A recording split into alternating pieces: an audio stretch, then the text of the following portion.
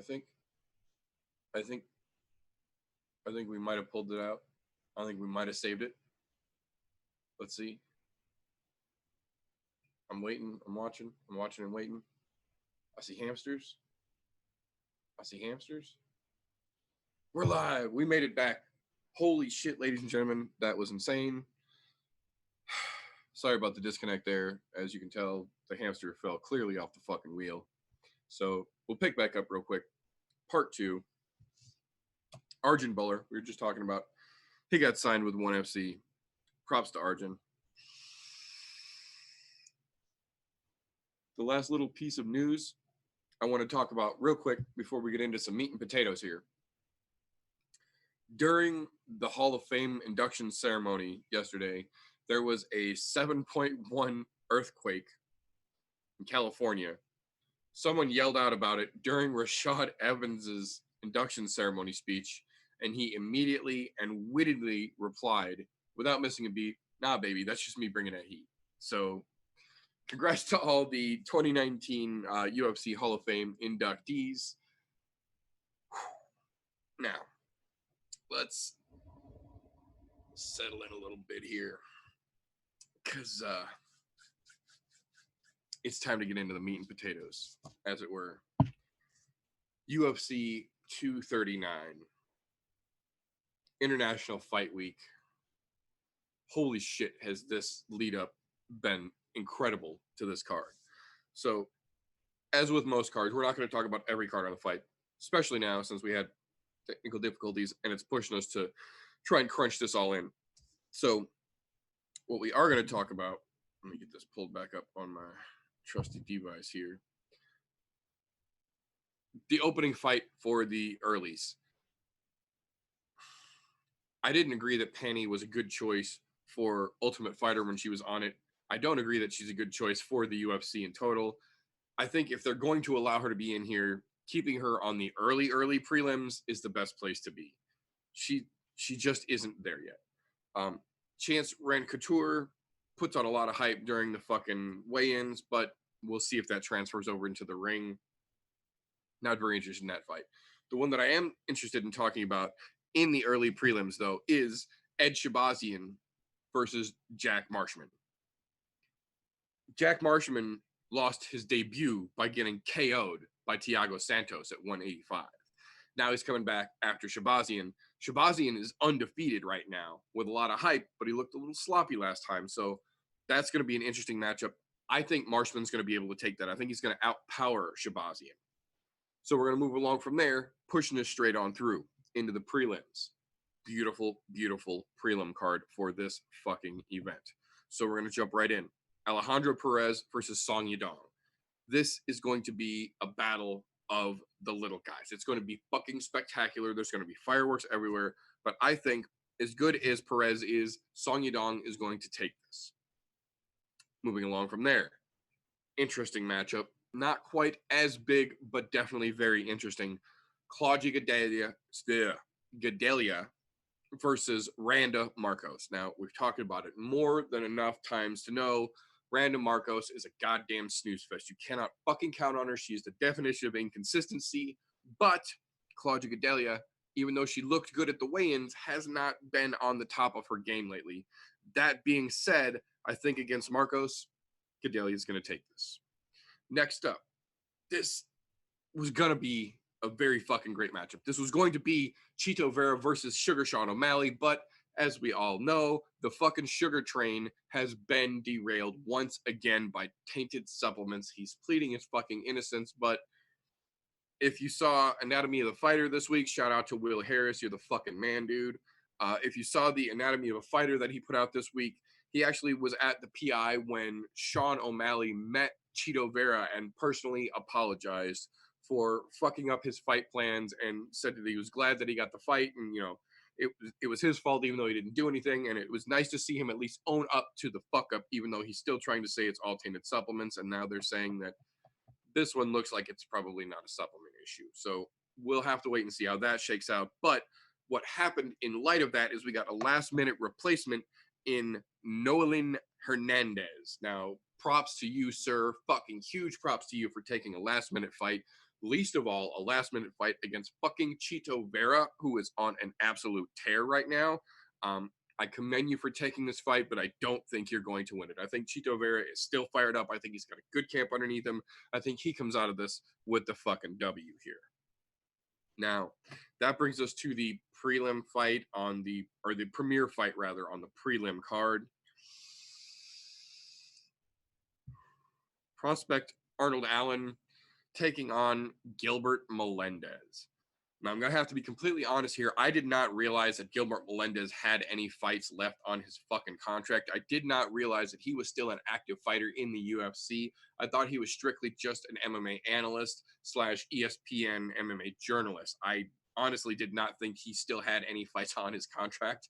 And I'm kind of surprised he did, because Gilbert hasn't really been shit to watch in a hot minute. Granted, he had his fucking heyday, just like most fighters in the UFC have.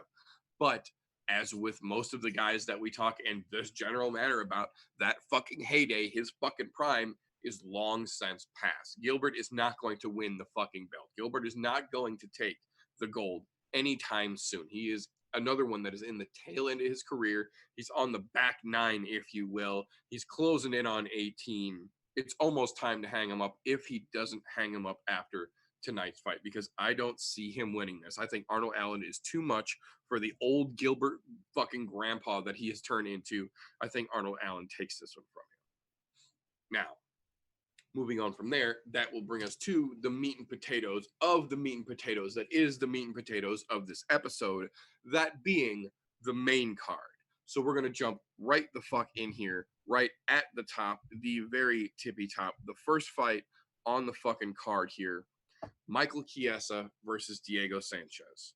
Now, this is an interesting matchup, both stylistically and personally, because of who Chiesa is trying to become and who fucking Sanchez is or isn't, depending on how you're referencing it here. Now, I will say this. Diego Sanchez, to this day, still shows up to fight. The problem is he's legitimately mentally ill, in my opinion. His shenanigans aren't just shenanigans because he doesn't just do them in the cage. If you watch Diego Sanchez genuinely and thoroughly, okay, I do believe that I'm not going to say this is a CTE issue because he's always been like this. I think there's a legitimate mental issue with Diego Sanchez, despite all of the other things he has going on and his current last win. I don't give a fuck. I think there's something seriously wrong with that man's brain. And I think in this situation, he's going to come in too fucking aggro, too hyped off of his induction from the fight versus Clay Guida into the Hall of Fame. I think he's going to get too sloppy, and I think Chiesa is going to fucking take him. Now, the next fight after that is one of the big fights that I personally am watching for on this card. I think this has got a lot of potential to ripple through the division right now. This is Jan Blachowicz welcoming Luke Rockhold to 205. Now, I get that Luke is saying that his power's transferred up and that he feels good at 205 because he's cutting less weight, but at the same time, Luke didn't have a fucking chin at 185, and I don't believe Luke is going to have a chin at 205, least of all against a fucking monster like Jan Blachowicz. I think Blachowicz is going to put Luke to fucking sleep this evening.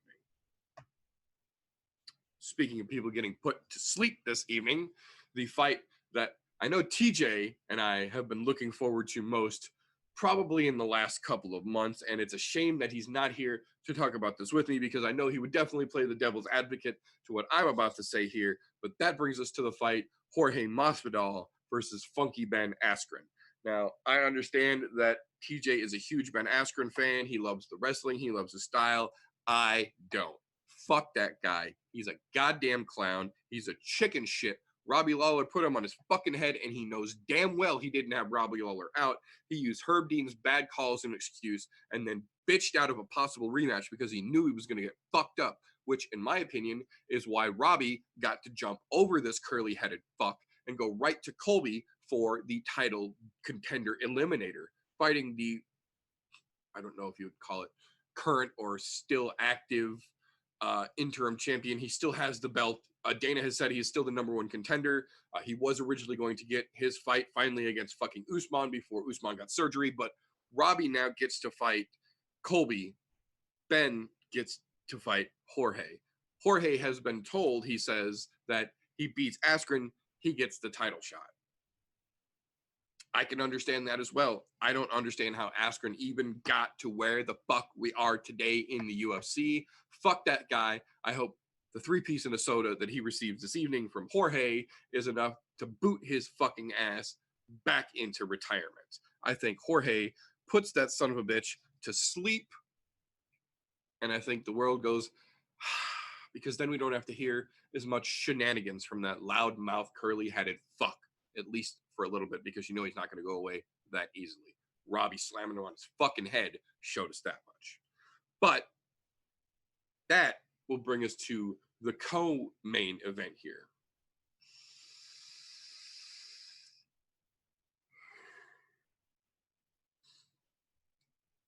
Amanda, the Lioness Nunes, versus Holly, the preacher's daughter, with way too many fucking chances, Holmes.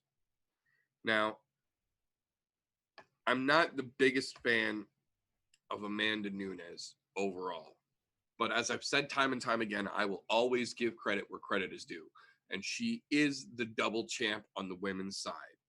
Is she the women's GOAT? It's debatable. She's definitely in the conversation. I don't know if she's quite obtained that status yet, but she's definitely got her name in the conversation. Her head is in that ring. There's no denying that she is a great fighter. That being said, across the octagon from her is quite the fucking opposite. Holly Holm was a great boxer. She was a great kickboxer. She has not been a great MMA fighter. And I understand that the beating of Ronda Rousey that she put out got her worldwide recognition immediately. And I think that's fucking bullshit, because Ronda was getting sloppy at that point. Ronda was clearly on her way out. She was set in her ways of sticking as a judoka, and she was not trying to evolve. Clearly, her fucking coach, who was now known throughout the MMA world as one of the most epic level pieces of shit, most pathetic fucking coaches ever to disgrace the fucking sport of combat, did not get her into fucking head movement, did not get her doing any fucking boxing. And Holly came in with her skill set, which was a great fucking matchup against Ronda's sliding fucking ability and desire, obviously. And she beat Ronda and then didn't do a goddamn thing noteworthy since then. She got her ass handed and got that belt immediately taken away from her. She's had the shit beat out of her several times by several, everywhere from mediocre to all the way up to Valentina, who we've all seen as one of the baddest bitches in the fucking world, have all just taken their chance kicking the shit out of Holly ever since then. Nothing she has really done has been impressive. She beat Ronda. She beat Betch. Ronda was on her way out. Ronda beat the shit out of Betch. Clearly, that girl should not have been as high ranked in the UFC as she ever did, because almost all of the high caliber female fighters who have gone up against her have beaten the shit out of her. So Betch Kahea isn't a fucking brag-worthy note, in my opinion, for Holly to come in hyped on. And she got a new 6-fight contract for some fucking reason, and another title shot here. I don't think this is anything that should have been made. I don't agree with this fight being made, but I don't make the fights. I think that this does nothing for Amanda's legacy. If she beats Holly, she just beat the female gatekeeper, if you will, one of the most prominent UFC lady soup cans. But on the other side of that, if she loses, Holly gets the fucking belt back in a title shot that she does not, in my opinion, fucking deserve. So that being said, I don't think she's going to fucking get it. I think Amanda's going to do to Holly what she did to Cyborg. I think the Nunes punch is too fucking strong for ladies to handle. And as someone as scary as Cyborg couldn't fucking handle it, I sure as hell don't think the preacher's daughter is going to fucking handle it. I think Nunes by KO. I don't think we see this one go to championship rounds. I think Amanda's going to put that goofy looking female Peyton Manning, giant HGH forehead looking motherfucker to sleep for us tonight. And I will be happy, because then we at least won't have to hear about her bullshit again for a little bit. Now, that being said, that brings us to the meat and potatoes of the meat and potatoes that is the meat and potatoes of our meat and potatoes. The main event of the evening. Johnny Bones Jones in another title defense against Thiago Santos. Marreta, the sledgehammer, the Brazilian nightmare who is now at 205 destroying people as opposed to 180. Uh-oh. We got mic issues.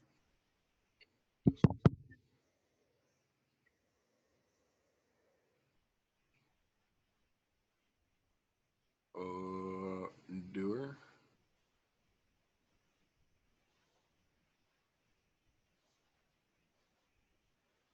Okay. Are we still good?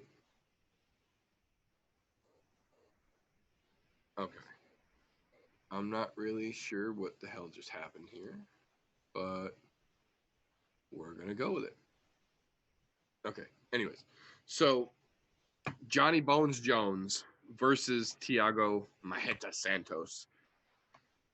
People are absolutely sleeping on this fight, in my opinion.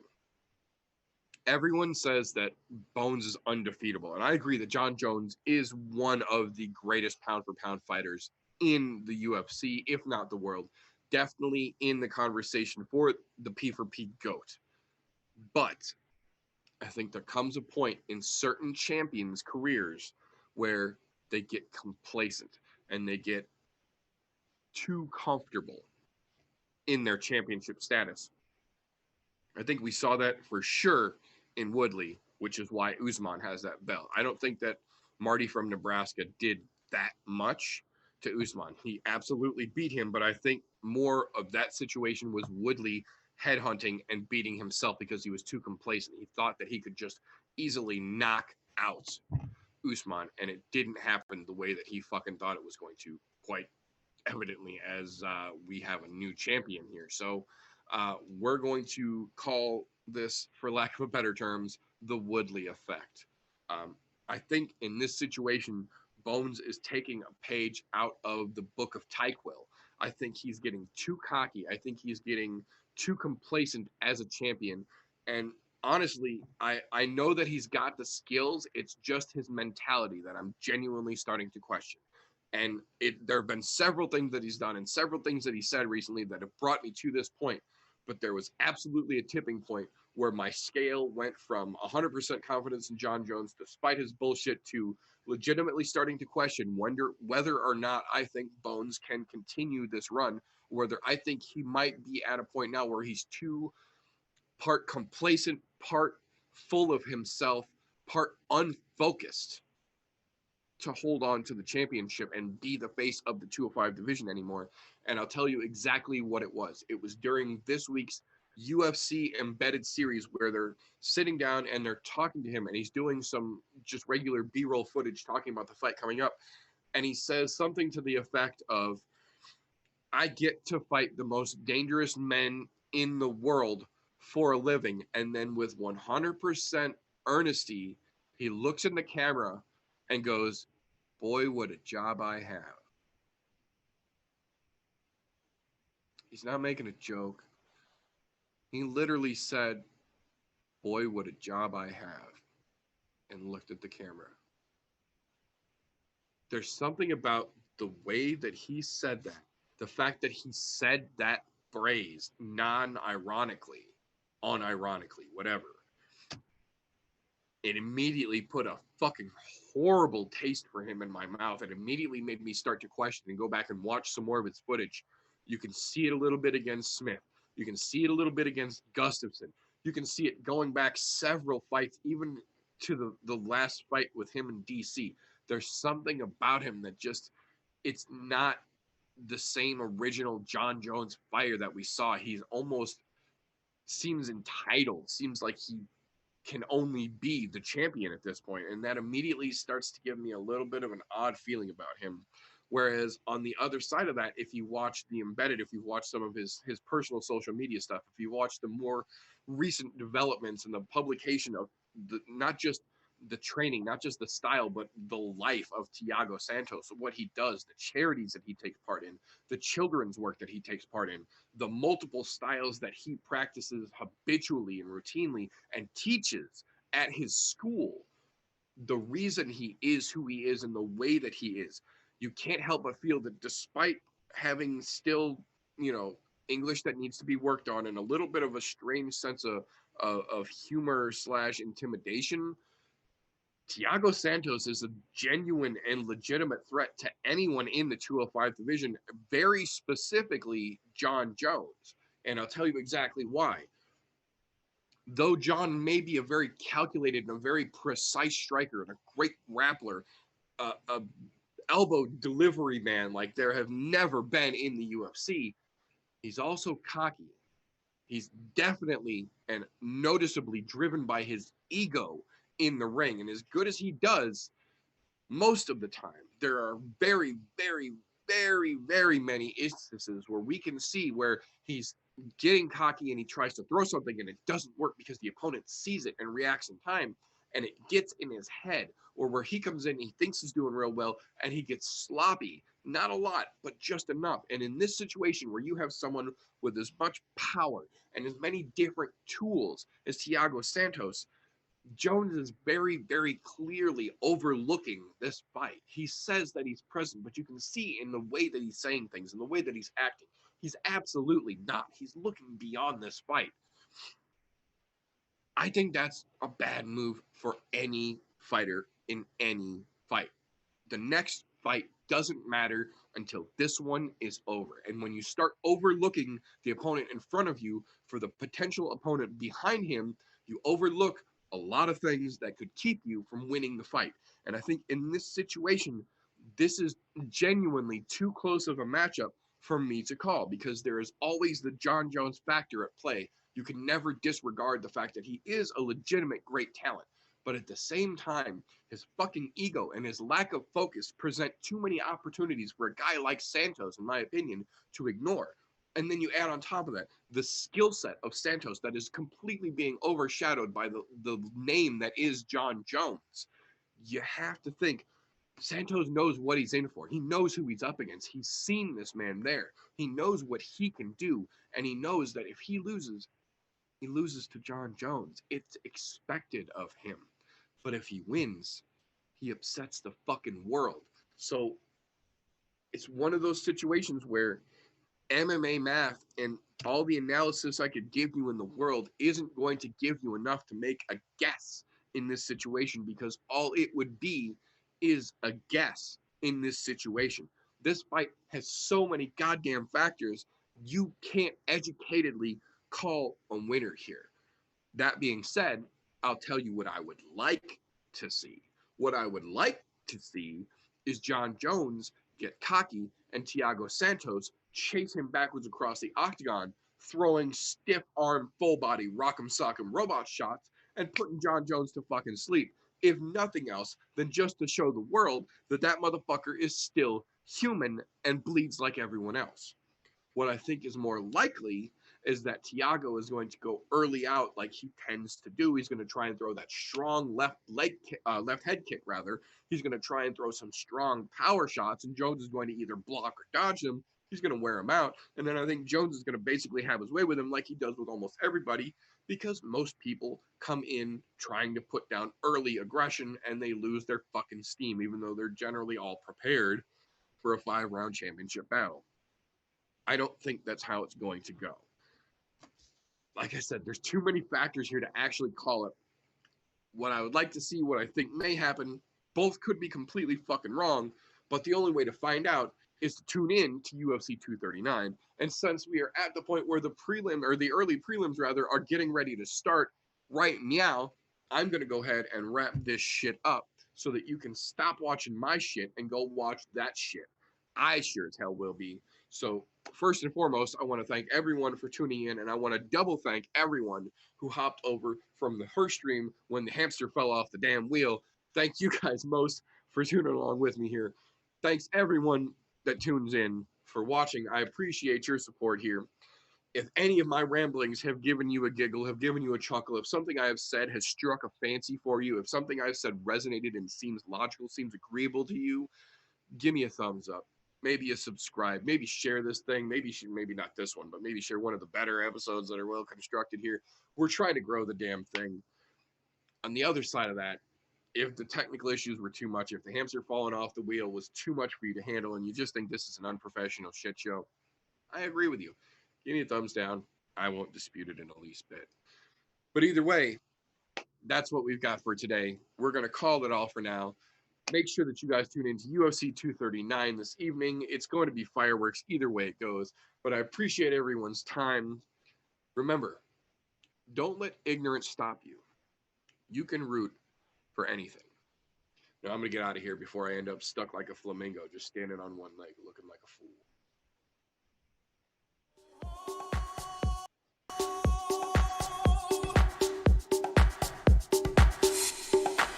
Everybody was kung fu fighting. Those kids were fast as lightning. In fact, it was a little bit frightening. But they fought with expert timing. There were funky Chinamen from funky Chinatown. They were chopping them up, they were chopping them down. It's an ancient Chinese art, and everybody knew their part. From a fainting to a slip, and a kicking from the hip. Everybody was kung fu fighting.